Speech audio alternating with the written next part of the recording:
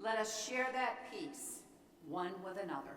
The peace of Christ be with you, and I'm greeting you folks that are online, extending the peace of Christ to you. Join us so that you can see us and we can touch you in person or distanced. But the peace of Christ be with us all. And also with you.